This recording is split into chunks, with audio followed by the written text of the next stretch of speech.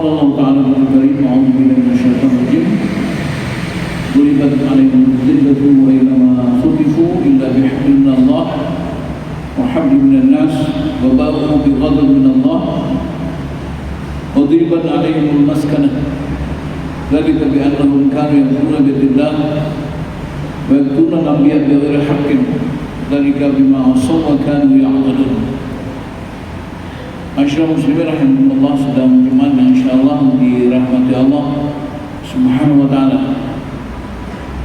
Ada tiga hal yang menyebabkan rusaknya hubungan dengan Allah Taala dan rusaknya hubungan dengan manusia.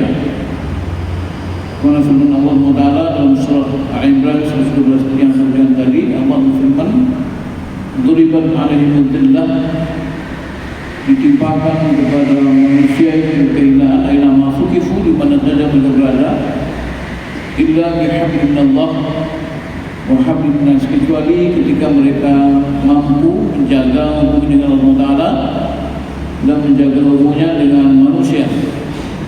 Wa ba'u bi Allah, dan mereka akan kembali dengan kemarahan Allah Taala. Wa duribat 'alaihim maskanah, mereka juga akan ditimpakan oleh kemiskinan. Dalika bi annahum kanu yakfuruna billah, itu disebabkan oleh karena mereka selalu ingkar kepada Allah, menolak kebenaran-kebenaran dari Allah SWT, menolak syariat Allah SWT.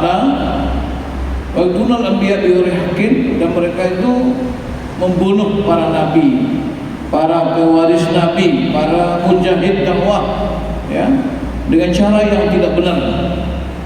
Jadi bima asum kanu yaqtadun, itu pun juga disebabkan mereka sudah melakukan maksiat dengan melampaui batas. Jadi Allah Taala dalam ayat ini memperingatkan kita bahwa kehinaan, kemarahan dan kemiskinan itu akan menimpa kita ketika kita gagal dalam membangun hablum minallah dan hablum minan nas. Kegagalan kita membangun hubungan dengan Allah Ta'ala, komunikasi dengan Allah Ta'ala, dan kegagalan kita membangun hubungan sesama manusia, itu akan menyebabkan kita akan ditimpa dan akan merasakan, ya, kehinaan, kemarahan dan kemiskinan. Tiga punishment yang Allah sampaikan kepada kita.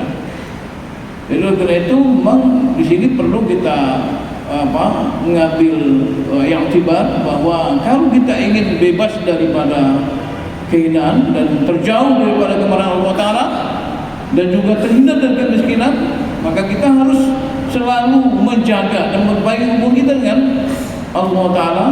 Hablum minallah, hablum nas. Hablum itu habl. Habl itu dalam bahasa tekniknya kabel, ya. Menjaga kabel, menjaga instalasi kita dengan Allah Ta'ala, jangan sampai putus.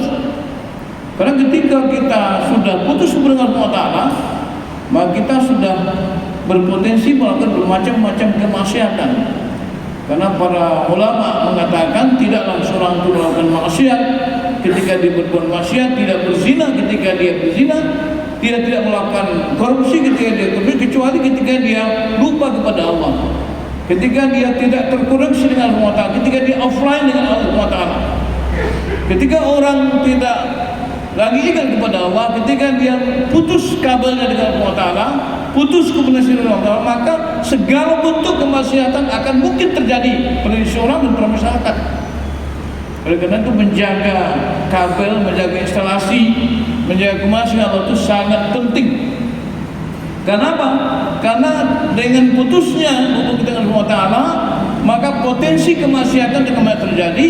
Dan oleh karena itu inilah salah satu penyebab terjadinya, munculnya dan kita mendapatkan apa disebut kehinaan, ya, kemarahan dan kemiskinan.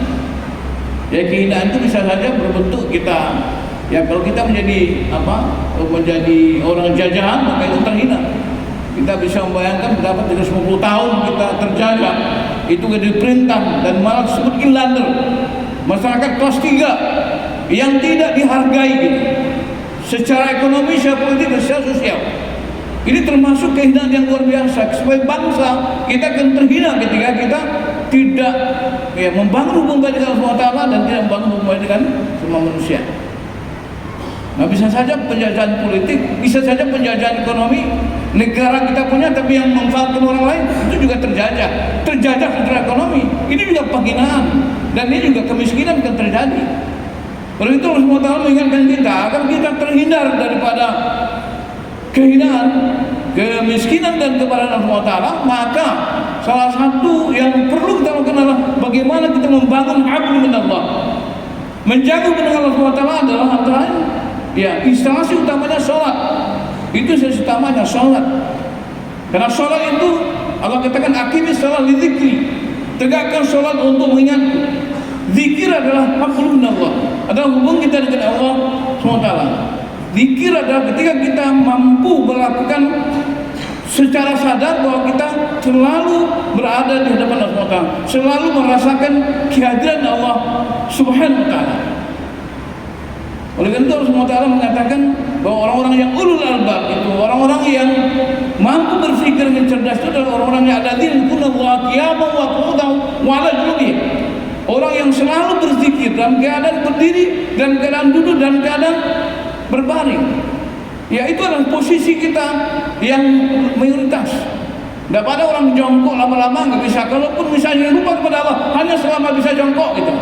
Tapi dalam keadaan berdiri, dalam keadaan duduk, dalam keadaan berbaring, dan semua situasi kita harus selalu terhubung dengan Allah Subhanahu wa Ta'ala.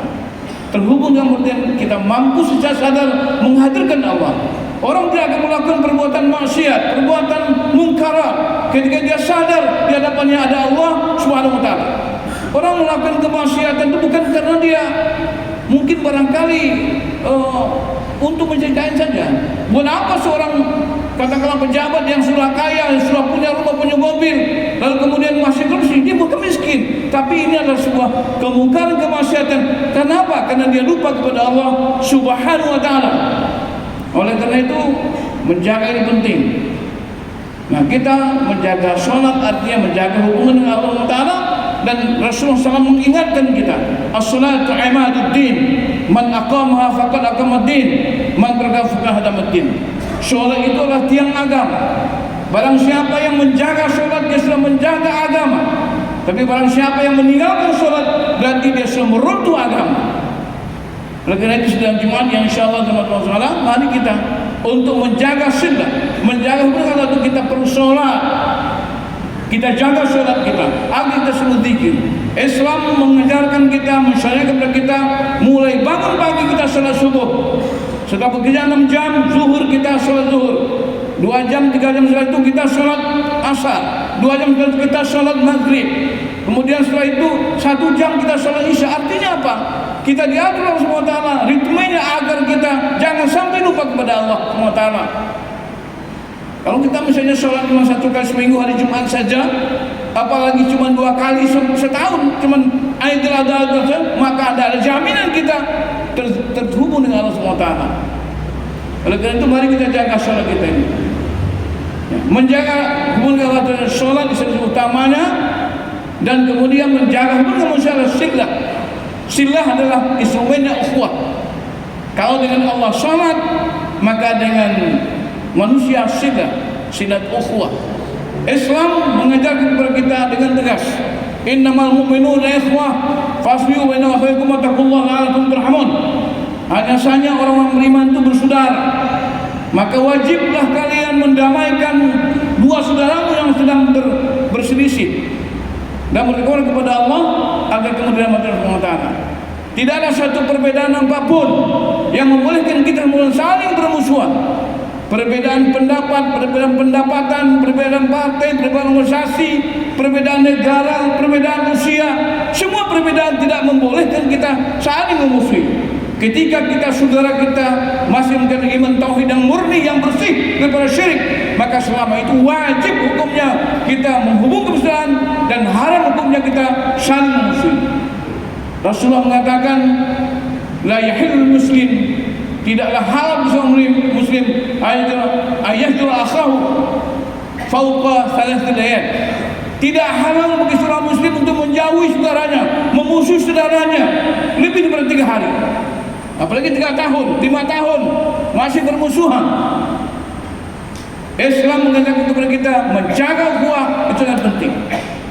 Silah adalah instansi utamanya ukhuwah. Bagaimana kita membangun ini sekaligus secara simultan? Sholat kita benar, silah kita benar. Dengan cara apa? Dengan cara berjamaah. Masjid sebagai gardu utamanya, masjid pusat pembangkitnya. Di masjid kita sholat dengan berjamaah. Kita bangun sholat, kita berjaga silah sholat dengan Allah, kita juga sekaligus menjaga silah kita dengan manusia. Maka Rasulullah mengatakan sholatul jamaah afdalu min sholatul fardhi bi 70 derajat. Sholat berjamaah itu lebih utama daripada sholat sendiri 27 derajat. Kita jangan selalu berpikir pahala, tapi derajat itu martabat, kualitas. Sholat berjamaah yang dilakukan di masjid akan mampu meningkatkan kualitas umat bangsa ini menjadi 27 kali lipat. Kita tidak akan terhina, tidak akan miskin, dan tidak akan dimarahi Allah SWT. Kenapa? Karena kita sudah berusaha untuk mengangkat diri kita menjadi 27 derajat. Tidak ada dalam sunnah, dalam nas-nas yang ada itu darajah diartikan dengan pahala. Selama ini kalau kita dengar sholat berjamaah itu 25 kali lipat pahalanya, bukan pahala. Sholat berjamaah itu adalah merupakan daya mungkin untuk membangkit kekuatan umat agar dia bangkit dan naik kualitasnya 27 derajat, martabatnya lebih tinggi. Kenapa? Karena dengan berjamaah dia terhubung dengan Allah SWT dan dia membangun ukhuwah Islamnya. Maka sholat juga oleh Imam Syafi'i dirumuskan sebagai dimulai dengan takbir, disudahi dengan salam. Artinya apa? Islam kita harus sempurna ketika kita jaga hubungan dengan Allah Ta'ala dan kita tebarkan perdamaian sesama manusia. Oleh karena itu sedang Jumat yang berbahagia, ini yang program penting. Kita bangun masjid ini bagus-bagus agar ini menjadi pusat kekuatan umat. Kita ketahui dari sejarah Rasulullah SAW 13 tahun di Mekah menanamkan fondasi akidah yang kuat, membebaskan manusia daripada seluruh bentuk kemusyrikan. Setelah hijrah ke Madinah 10 tahun, apa yang dia lakukan? Dia memimpin umat dari masjid. Masjid tidak hanya merupakan pusat ibadah, tapi markaz ibadah wasaqafah Islamiyah. Masjid adalah merupakan pusat ibadah, pusat dakwah, dan pusat kesejahteraan umat. Di masjid ada pusat peradaban Islam. Selama 10 tahun Islam menjadi kekuatan yang besar yang disegani oleh dunia pada waktu itu. Oleh karena itu sedang Jumat yang insyaallah hari ini kita sudah mulai bangun lift.